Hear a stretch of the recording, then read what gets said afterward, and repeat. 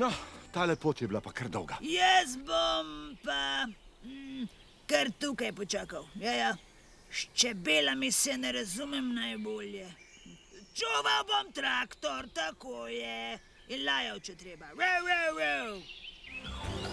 No, medtem ko se Kakadudu skriva pred čebelami, pa mi pohitimo na cvetoč travnik, kjer stoji ogromen čebelnjak.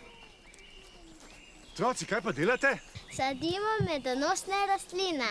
Ja, tote so čebelam najljubše. Tako čebelam ponudimo cvetni prah, zameno za med in opraševanje. No, potem pa dokončajmo tisto, kar ste začeli, a ne? Kdo bi si mislil, da je vrtnarjenje lahko tako zelo zabavno? Posadili bomo vrsto medonosnih rastlin, ki bodo s svojimi cvetoji postale izvrstna čebelja paša. Mene pa predvsem navdušuje cvetlični vonj. S sveže posajenimi rožicami smo polepšali okolico. Kako lepo je tu na deželi.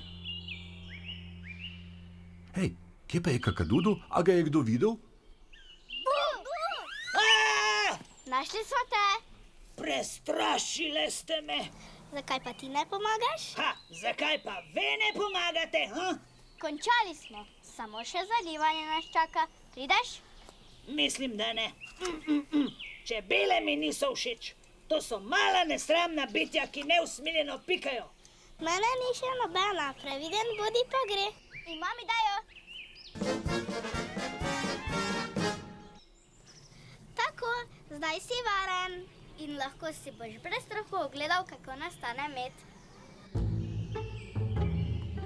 Zanimivo, kaj ne?